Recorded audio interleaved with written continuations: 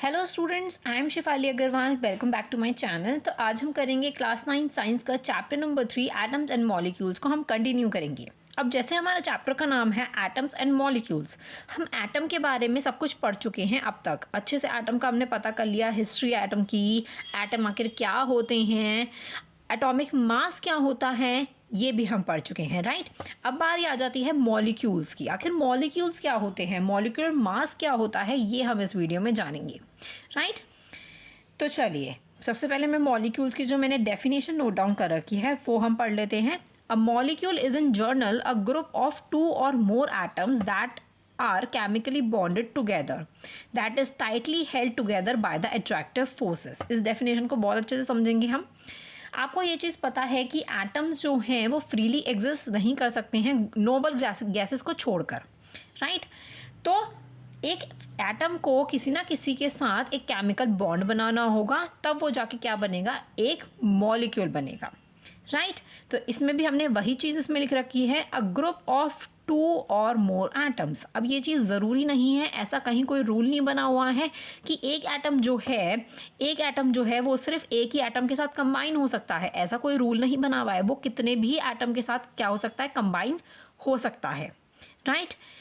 इतना आपको क्लियर है। A group of 2 or more atoms, 2 से ज़्यादा एटम्स के साथ भी वो क्या हो सकता है, एक ग्रुप बना सकता है या फिर वो कंबाइन हो सकता है, आप बोल सकते हो, right. That are chemically bonded together, वो क्या करते हैं, केमिकली बॉन्ड बना लेते हैं एक दूसरे के साथ। That is tightly held together, और वो टाइटली एक दूसरे के साथ जुड़ जाते हैं बाय द अट्रैक्टिव फोर्सेस। ये होती है मॉलिक्यूल्स की डेफिनेशन, ठीक है। सेकेंड पढ़ लेते हैं। A molecule can be defined as a smallest particle of an element और a compound that is capable of an independent existence and shows all the properties of that substances. Molecule क्या होता है, एक सबसे smallest particle होता है, किसी भी एलिमेंट का बोल सकते हो या फिर किसी भी कंपाउंड का आप बोल सकते हो, राइट। जो कि कैपेबल होते हैं कि वो इंडिपेंडेंटली क्या कर सकते हैं, एग्जिस्ट कर सकते हैं, और अपनी जो सब्सटेंस है उसकी प्रॉपर्टीज़ को भी वो सारे शो भी कर लेते हैं, राइट।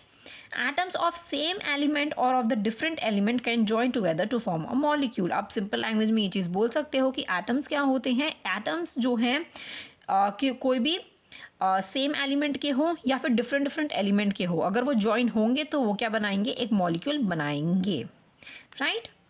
इतना क्लियर है। ये आप ऐसे शॉर्ट फॉर्म में ये थर्ड पॉइंट आप बोल सकते हो कि मॉलिक्यूल आखिर क्या होता है। इतना क्लियर है। अगर मैं मॉलिक्यूल का आपको एक एग्जांपल दूं, जैसे अब मैं बोलती हूँ H2, ठीक है। H2 में मतलब हाइड्रोजन के अंदर हाइड्रोजन का एक मॉलिक्यूल उन्हें बनाना है तो कितने एटम्स की ज़रूरत होगी, 2 एटम्स की ज़रूरत होगी, ठीक है। 2 एटम्स जो होंगे हाइड्रोजन के, राइट, वो दोनों क्या हैं, बिल्कुल सेम एलिमेंट के हैं, राइट। दोनों सेम हैं तो इसीलिए आप बोल सकते हो कि H2 जो है वो क्या है, वो आप एक एलिमेंट का यूज़ कर रहे हो, सेम एलिमेंट का आप यूज़ कर रहे हो, ये दोनों कंबाइन हो रहे हैं तब जाके एक मॉलिक्यूल बन रहा है, किसका, हाइड्रोजन का, राइट। इतना क्लियर है। ये आपको मैंने एक छोटा सा एग्जांपल दिया, आपको क्लियर हो गया होगा कि मॉलिक्यूल क्या होते हैं, और डिटेल में हम मॉलिक्यूल्स को पढ़ते हैं। अब हम बात कर रहे हैं मॉलिक्यूल्स ऑफ एन एलिमेंट। अब तक हमने पढ़ा कि मॉलिक्यूल्स क्या होता है। मॉलिक्यूल्स के अंदर 2 एटम्स होते हैं, या तो वो सेम एलिमेंट के हो सकते हैं या फिर वो डिफरेंट एलिमेंट्स के हो सकते हैं, right.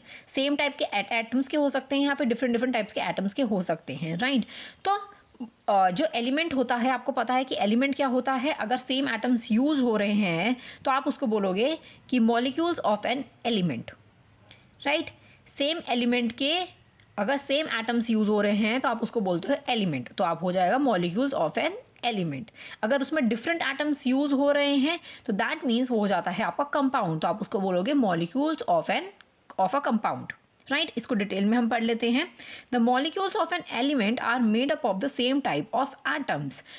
Molecules of an element क्या होता है, जिसके अंदर क्या होते हैं, सेम टाइप के क्या होते हैं, एटम्स मौजूद होते हैं। जैसे फॉर एग्जाम्पल अगर मैं दूँ, आपका मैंने एग्जाम्पल लिया ना H2, तो उसमें क्या हुआ, सेम टाइप के एलिमेंट आपके यूज हुए, 2 आपके एटम्स यूज हुए, दोनों ही क्या है, H, दैट इज हाइड्रोजन, ठीक है। इतना क्लियर है। Depending upon whether the molecules contain 1, 2, 3, 4 etcetera atoms are monatomic, diatomic, triatomic etcetera. अब हमने पीछे ये चीज़ पढ़ा है कि ज़रूरी नहीं है कि खाली 2 ही एटम एक साथ कंबाइन हो सकते हैं, नो। दो से ज़्यादा एटम्स भी कंबाइन होते हैं तो हमने क्या किया है, उनका एक नाम रख दिया है। अगर किसी के अंदर एक है, जैसे मैंने बोला कि नोबल गैसेस जो होती हैं उनको आप क्या कर सकते हो, वो उनको किसी और एटम के साथ कंबाइन होने की ज़रूरत नहीं है तो उनका भी कुछ नाम रख दिया। वैसे ही दो एटम्स अगर कंबाइन हो रहे हैं तो उनका भी कुछ नाम है, 3 हो रहे हैं तो भी, 4 हो रहे हैं तो भी, और अनलिमिटेड हो रहे हैं तो भी उनका कुछ ना कुछ नाम दिया गया है। राइट। सबसे पहला है हमारा मोनोटॉमिक मॉलिक्यूल्स। क्या होता है, नोबल गैसेस जो होती हैं जैसे हीलियम, नियॉन, आर्गन, वो क्या होते हैं, सिंगल एटम्स होते हैं जिनको आप बोलते हो मोनोटॉमिक मॉलिक्यूल्स।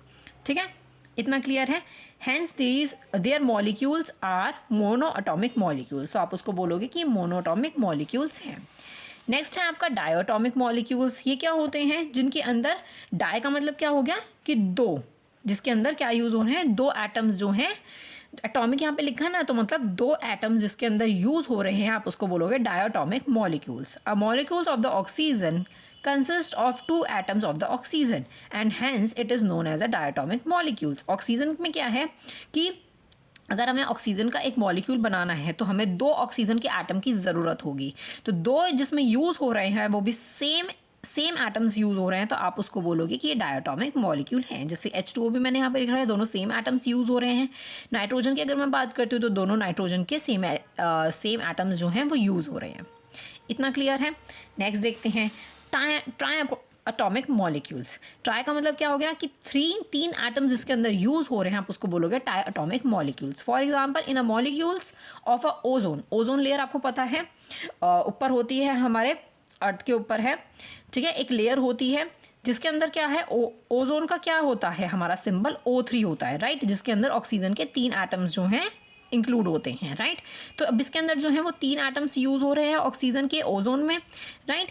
तो आप इसको क्या बोलोगे, ट्राई एटॉमिक मॉलिक्यूल्स आप बोलोगे, राइट, कि ये एग्जिस्ट कर रहे हैं, एक साथ एग्जिस्ट कर रहे हैं दोनों एज अ वन स्पीसीज, मतलब एक साथ जुड़ के कैसे एक साथ कंबाइन होके वो एग्जिस्ट कर रहे हैं, राइट। इतना क्लियर है। अब आपको क्लियर हो गया, मोनोटॉमिक होता है जिसमें एक एटम यूज़ होता है, ट्राइटॉमिक जिसमें दो, ट्राइटॉमिक जो होता है जिसमें 3 एटम्स जो हैं वो यूज़ हो रहे होते हैं, राइट। नेक्स्ट हम देख लेते हैं आगे। इतना क्लियर है, चलिए हम आगे देख लेते हैं। नेक्स्ट आ जाता है टेट्रा एटॉमिक मॉलिक्यूल्स। इसके अंदर क्या होता है, इसके अंदर 4 एटम्स जो हैं वो यूज़ होता है। इसका कॉमन एग्जांपल अगर मैं दूँ तो वो है फॉस्फोरस। फॉस्फोरस का सिंबल होता है P4 से आप रिप्रेजेंट करते हो उसको। तो इसके अंदर क्या है, आपके 4 एटम्स जो हैं वो क्या होते हैं, यूज़ होते हैं, ठीक है, फॉस्फोरस के, राइट। नेक्स्ट है आपका पॉली एटॉमिक मॉलिक्यूल्स। इसका मतलब जिसमें मोर देन 4 एटम्स जो हैं वो यूज़ हो रहे हैं। जैसे सल्फर में अगर मैं बोलूँ तो उसको रिप्रेजेंट करते हैं हम S8 से, राइट। तो S8 से आप रिप्रेजेंट कर रहे हो, मतलब 4 से ज़्यादा उसके अंदर क्या यूज़ हो रहे हैं, एटम्स यूज़ हो रहे हैं सल्फर के, राइट। तो ये आपको 5 नाम याद रखने अच्छे से। एक 1 मार्क क्वेश्चन हो या फिर आपका 5 मार्क क्वेश्चन हो, किसी में भी पूछा जा सकता है, राइट। नेक्स्ट आ जाता है आपका एटॉमिसिटी। एटॉमिसिटी क्या होता है, यही होता है जो हमने अभी अभी पढ़ा है कि जिसके अंदर जितने नंबर ऑफ एटम्स प्रेजेंट होंगे एक मॉलिक्यूल के अंदर, आप उसको बोलोगे एटॉमिसिटी, राइट। कि जैसे किसी के अंदर 4 एटम्स यूज़ हो रहे हैं तो उस सब्सटेंस की एटॉमिसिटी कितनी है, कितने नंबर ऑफ एटम्स जो हैं वो उसके अंदर प्रेजेंट हैं, तो आप उसको बोलोगे एटॉमिसिटी। जैसे अगर मैं बात करूँ, मैंने ओजोन का पीछे आपको बताया, ओजोन का सिंबल होता है आपका O3 और उसकी एटॉमिसिटी होती है 3। तो 3 का क्या होता है, ट्राई एटॉमिक हो गया वो मॉलिक्यूल, ठीक है। तो ये जो होता है, ये कितने प्रेजेंट हैं इसके अंदर, तो ये आपकी होती है एटॉमिसिटी, ठीक है। आप ऐसे करके एक टेबल बना सकते हो। जैसे आगे मैं यहाँ पे लिखती हूँ क्लोरीन की, ठीक है, क्लोरीन का हम आगे लिखते हैं इसके अंदर। तो क्लोरीन का जो सिंबल होता है Cl2। तो इसके अंदर कितने एटॉमिसिटी है, कितने एटम्स प्रेजेंट है, 2 एटम्स प्रेजेंट हैं। तो इसको आप क्या बोलोगे, इसको बोलोगे आप डाई एटॉमिक मॉलिक्यूल्स, राइट। तो ये आपकी क्या होती है, एटॉमिसिटी, कि कितने नंबर ऑफ एटम्स जो हैं वो प्रेजेंट है, राइट। चलिए अब आपको पता क्लियर हो गया है कि मॉलिक्यूल्स ऑफ एन एलिमेंट क्या होता है जिसके सेम टाइप ऑफ एटम्स जिसके अंदर यूज़ हो रहे होते हैं, राइट। अब हम बात कर लेते हैं मॉलिक्यूल्स ऑफ अ कंपाउंड की।